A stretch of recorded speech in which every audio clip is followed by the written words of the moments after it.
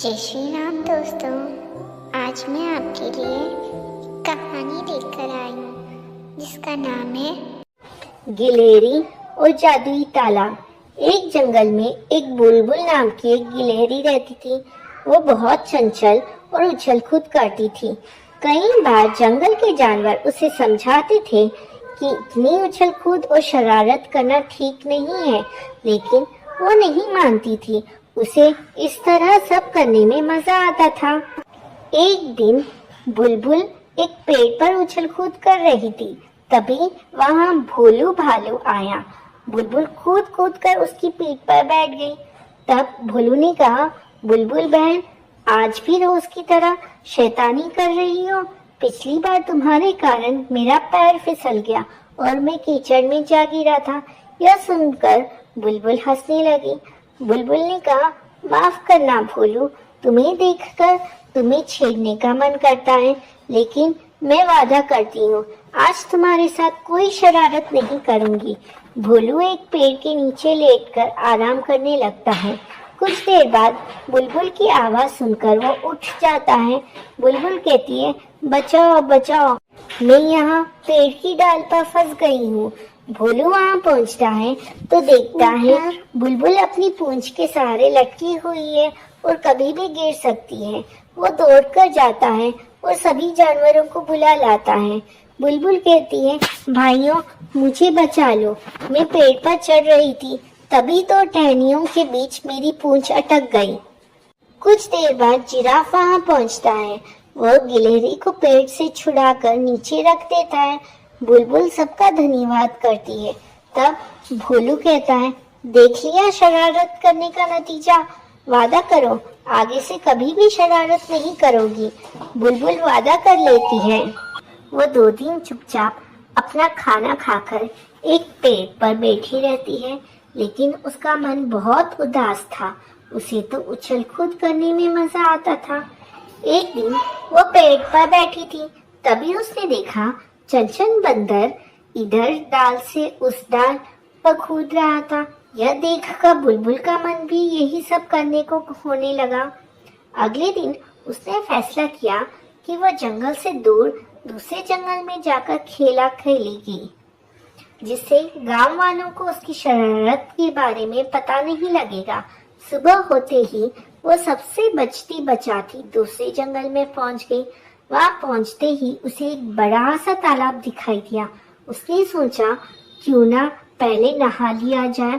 वो जैसे ही तालाब के पास पहुंची, एक चिड़िया ने उसे आवाज लगाई। वो कहने लगी, बहन क्या तुम इस जंगल में नई आई हो? इस तालाब से दूर रहना, इसमें कोई भी नहाने नहीं जाता है।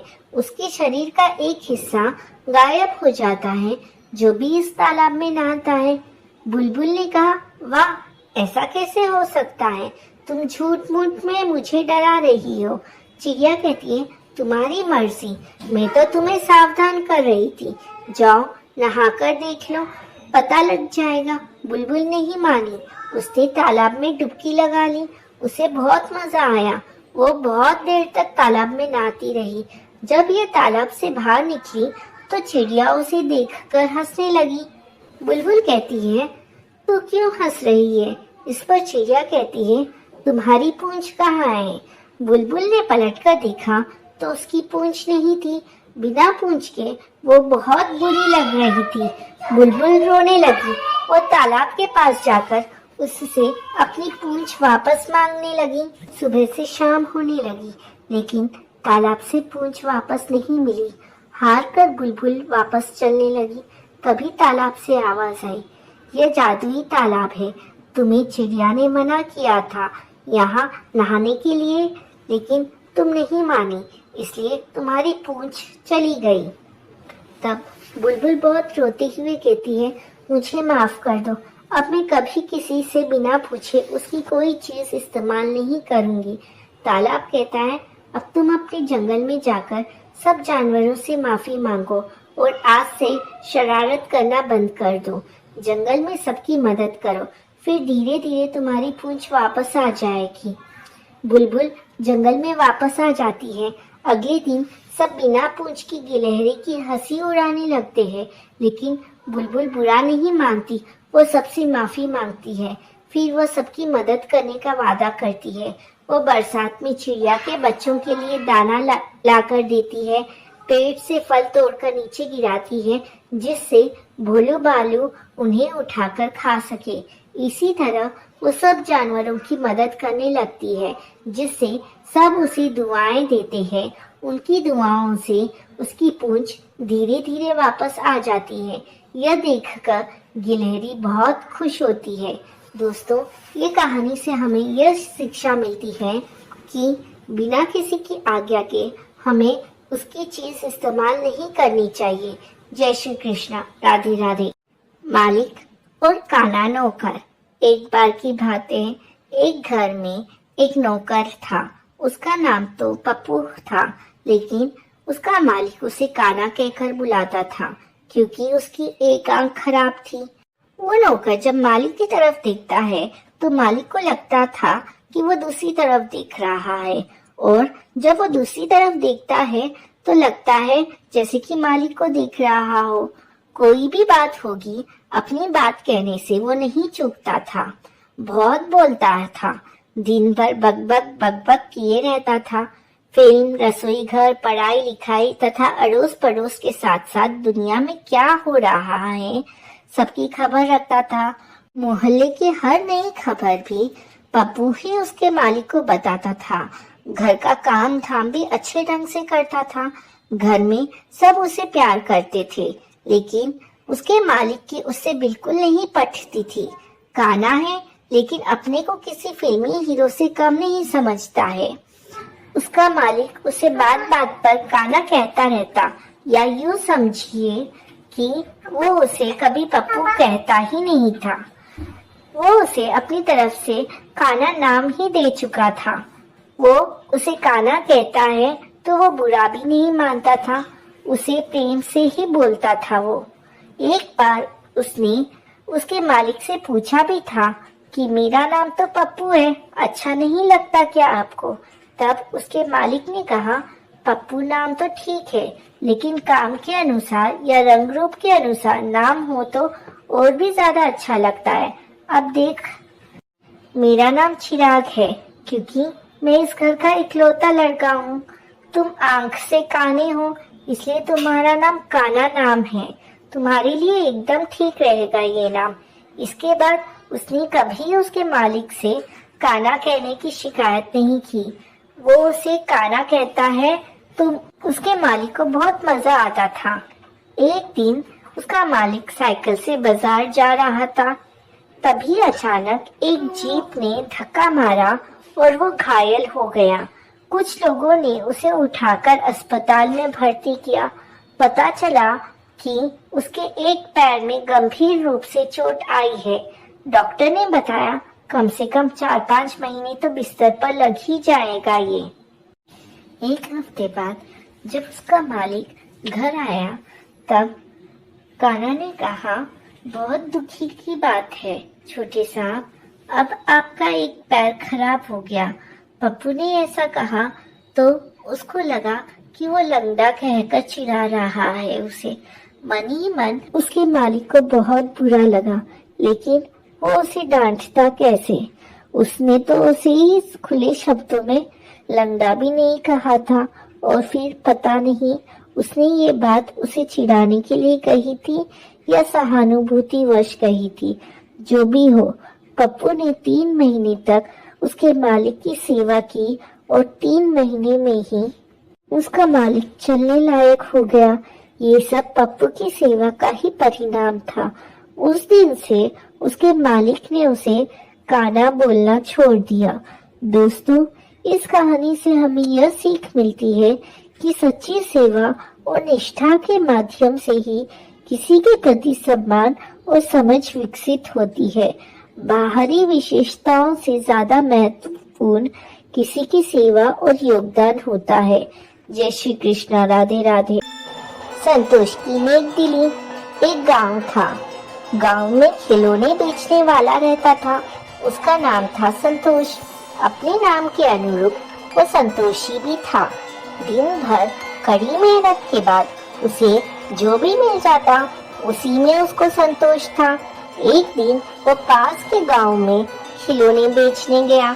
उसके चारों ओर बच्चों की भीड़ लगी थी। बच्चे खिलौने खरीद रहे थे। अचानक संतोष की नजर भीड़ से अलग खड़े एक बच्चे की ओर गई। उसकी आयु लगभग 5-6 वर्ष की थी।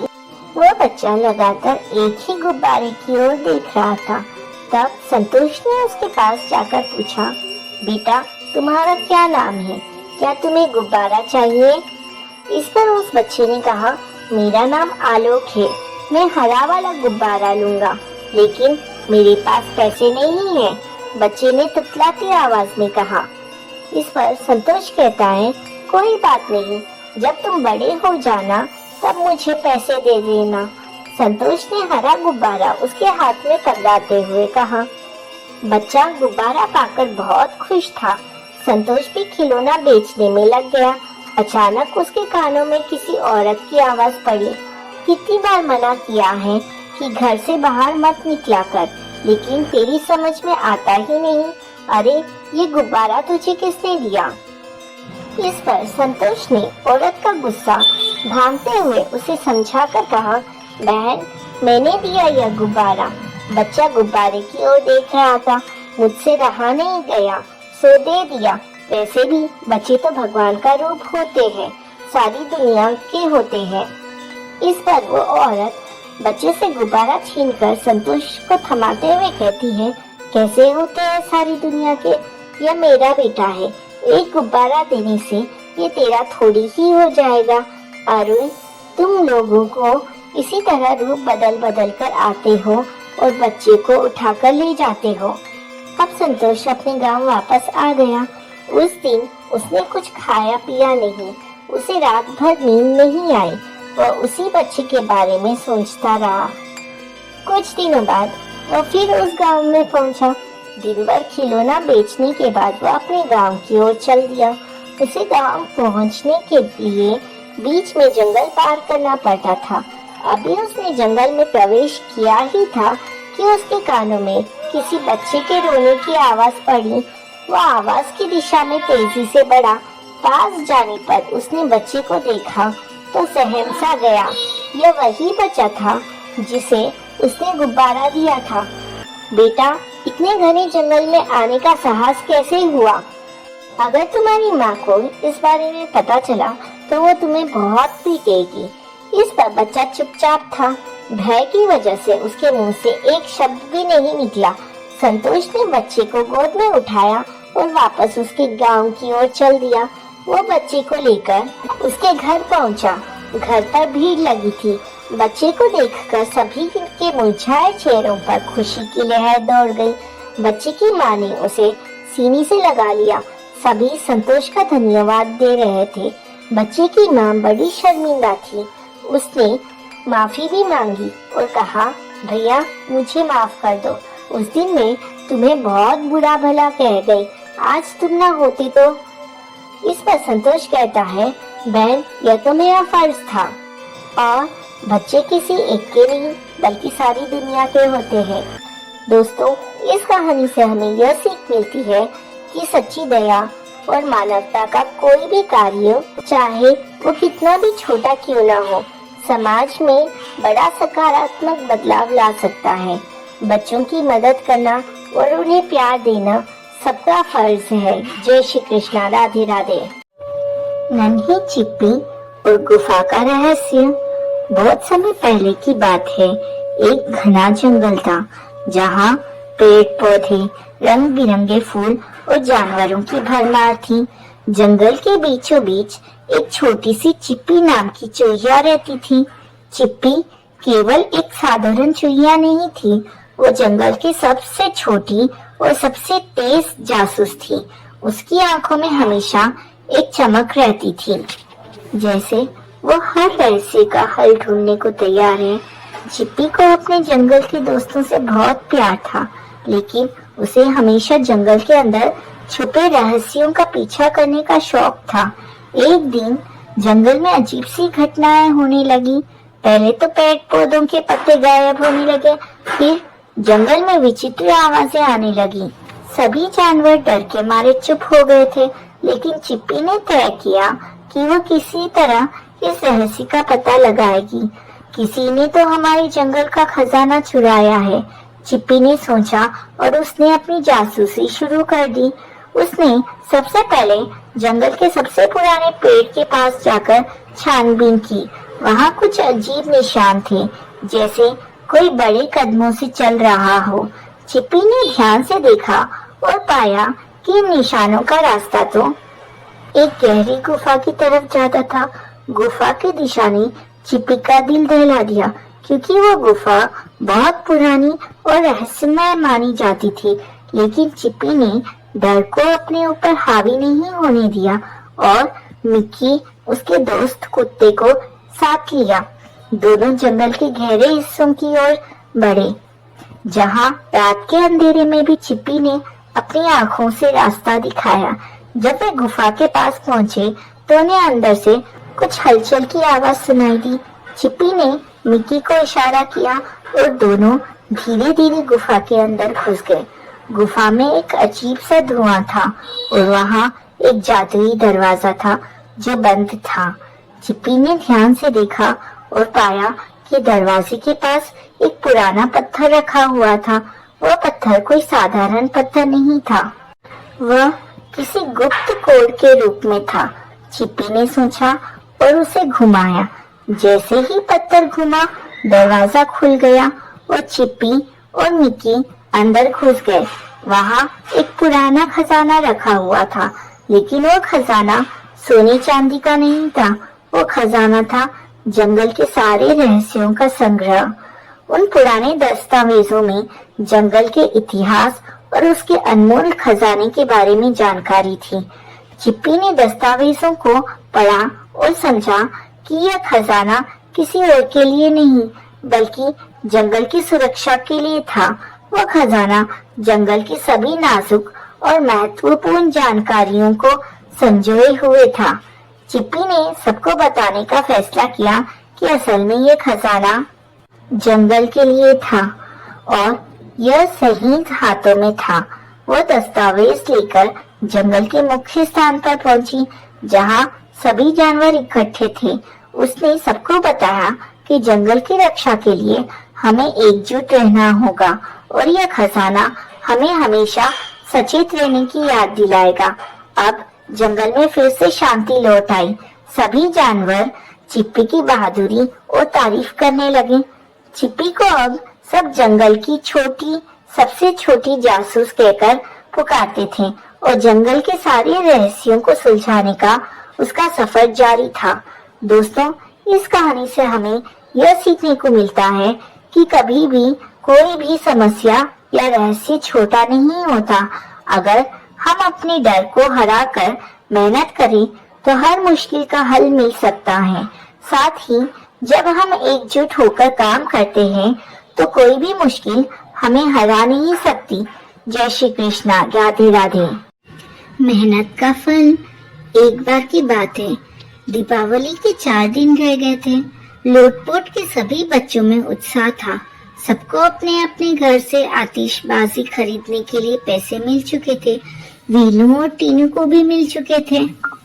वीनू और टीनू खरगोश सगे भाई थे। वीनू बड़ा था, टीनू छोटा था। दोनों का स्वभाव बिल्कुल अलग अलग था। वीनू था कामचोर और आलसी, तो टीनू मेहनती था। आज जब टीनू ने वीनू से बाजार चलकर आतिशबाजी खरीदने के लिए कहा, तो उसने लेटे ही लेटे उत्तर दे दिया, तुम हो आओ, मैं बाद में जाऊंगा। टीनू चला गया। बाजार में तरह तरह की आतिशबाजी बिक रही थी। टीनू के हम उम्र भी छोटी दुकान लगाए बैठे थे। टीनू ने सोचा कितना अच्छा रहेगा कि वह इन बच्चों की तरह आतिशबाजी बेचे। इससे जो आमदनी होगी उससे वह ढेर सारी चीजें के साथ मनचाही चीजें भी खरीद सकेगा। टीनू ने देर ना की, वह आतिशबाजी लेकर वहीं बैठ गया। उसकी बिक्री भी होने लगी। शाम को जब वीनू बाजार टहलने आया तो टीनू को देखकर खूब हंसा। कहो लाला जी, बिक्री ठीक ठाक हो रही है ना? टीनू चिढ़ा नहीं, वो चुपचाप अपने काम में लगा रहा। वीनू आगे बढ़ गया। बाजार में आज बहुत भीड़ थी। अचानक वीनू की नजर लॉटरी वाले भालू दादा पर पड़ी। वे कंधे पर झोला लटकाए थे। वीनू ने जब यह बात सुनी तो उसको यह बात जची। उसने सोचा 50 टिकट खरीद लूं, कोई ना कोई तो निकलेगा ही। बेचारा टीनू, वो तो जिंदगी भर भी मेहनत कर इतना ना कमा पाएगा। वीनू ने 50 टिकट खरीद लिए। आज दीपावली थी। टीनू ने आतिशबाजी की दुकान चलाकर खूब पैसे कमाए थे। ढेर सारी आतिशबाजी और मिठाई खरीदी थी। उसने एक अच्छा सा सूट भी लिया था अपने लिए। वह हंसता गाता दीपावली के मजे ले रहा था। कभी पटाखे छुड़ाता, कभी रॉकेट छोड़ता, कभी अनार तो कभी फुलझड़ी चलाता। बीच बीच में हुर्रे हुर्रे कर खुश भी हो उठता। उधर वीनू सर झुकाए एक और बैठा था। उसके टिकट खाली गए, एक भी टिकट ना लगी। हाथ पर हाथ धरे खुशियां लूटने के उसके सपने बिखर चुके थे। पिता के कहने पर टीनू ने वीनू को थोड़ी सी आतिशबाजी दे दी। वीनू ने सुकुचाते हुए अपमानजनक स्थिति में ले भी ली। वो सोच रहा था काश उसने किस्मत पर भरोसा करने की बजाय मेहनत की होती। वो जान गया था कि जो मेहनत करते हैं उनका किस्मत भी साथ देती है, वही खुशियां लूट पाते हैं। दीपावली की चकाचौंध और शोर के बीच वीनू ने मन ही मन मेहनत करने का दृढ़ संकल्प भी कर लिया था। दोस्तों, इस कहानी से हमें यह सीख मिलती है कि हमें सिर्फ किस्मत के भरोसे पर बैठना नहीं चाहिए, हमें जी जान से मेहनत करनी चाहिए, तभी हमारी किस्मत भी हमारा साथ देती है। जय श्री कृष्णा। राधे राधे।